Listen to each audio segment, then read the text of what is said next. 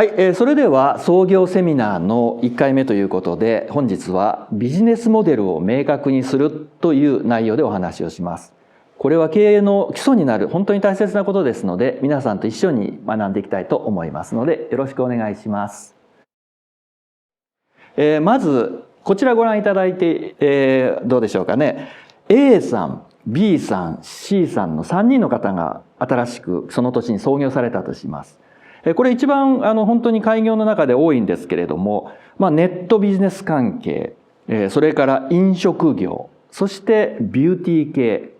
今本当に新規創業が増えている、3つの業種なんです。この3人の方が今年創業されたとして、ですね、3年後にはお一人リタイアしています。これなぜ3年後かというと、早い話が運転資金が回らないということです。つまり準備したお金がだんだん減ってくる。で、それに対して売上の方は伸び悩む。ということでお金が続かなくなってお店を辞めてしまうというケースが大体3人に1人です。これは最初の計画に無理があったということがここでわかります。で、この3年を乗り越えた場合、一応営業としては回っていくんですが、ただ10年後に残っていらっしゃる方は、残念ながらお一人です。これはなぜかというと、10年というと、今新型コロナの大きなこともありましたけれども、例えばリーマンショック、東日本大震災、10年に一遍必ず大きな社会変化がある。あるいは10年に一度ぐらいは近くにライバルのお店ができる。つまり競合ですね。で、その中で競争に生き残れなくて抜けていくという方がお一人。ということで10年残られる方は残念ながら3人のうちお一人です。皆さん本日はね、こちらの方に来ておられますから、しっかりとした目的と、それから計画を持って事業をスタートされますので、10年後必ず残っていらっしゃることだと思います。全体のスケジュールとしては、この創業セミナー、1回目に物とサービス、つまり事業のビジネスモデルの基本になることを勉強します。2回目はお金ですね。いわゆるそのお金をどうやって調達し、またそのお金をどうやって管理していくかのお話をします。3回目にいわゆる情報発信、販路開拓、売上拡大のための情報というものをどう扱っていくのかのお話をします。そして4回目は、皆さんまだ創業して間もないから特にスタッフということはあんまり考えていらっしゃらないかもしれませんが、事業を広げていくために必ずいつかは人を採用する。また採用した人を育てていかなければいけない。そういうふうな人の採用と育成についてお話をして、全体の事業マップももう一回見直してみましょう。そして今回はですね、このセミナーの中では5回目に発表会というものも入れてみたいと思います。それではまず一番の基本になる事業の形、いわゆるビジネスモデルというものを考えてみたいと思います。ビジネスモデルを考えるときに基本となる4つの要素があります。一つ、ピンク色の方ですね、ミッション、経営理念ということを言い方もします。つまりそれからコンセプト、いわゆるどう進めていくかのいわゆるその中身です。で、現状分析、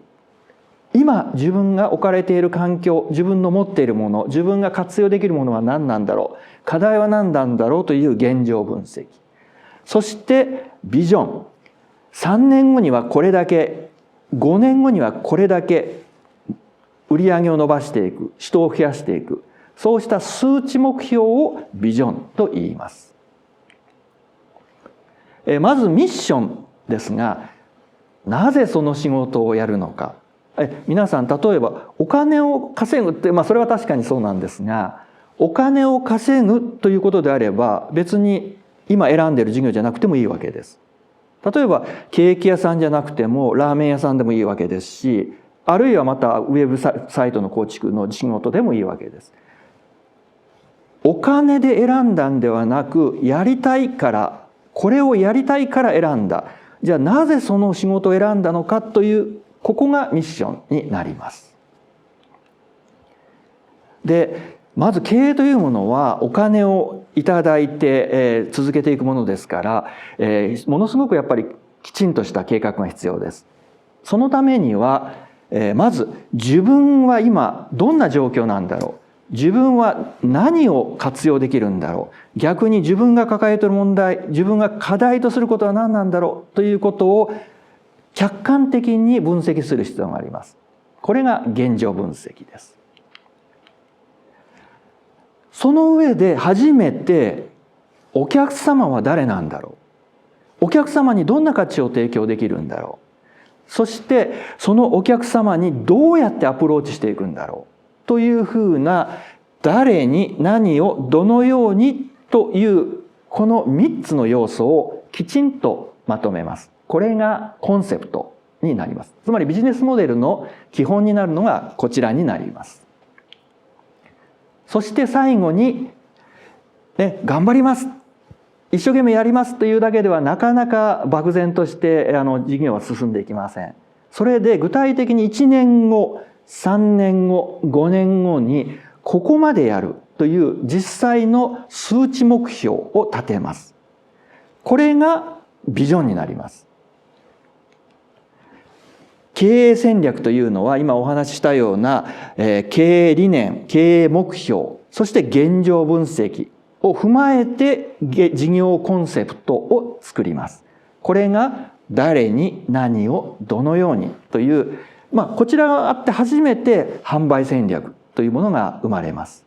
で、そこから初めて次に、じゃあどんなツールを使っていくんでしょうか。キャッシュレスを使うのか、ウェブサイトでどうやってやっていくのか、集客していくのかというふう、こちらに進みます。そしてそのために必要なスキルやノウハウを手に入れていく、学んでいく、準備していくという、この流れがあって初めてビジネスモデルというものができるという、そういうふうな流れになります。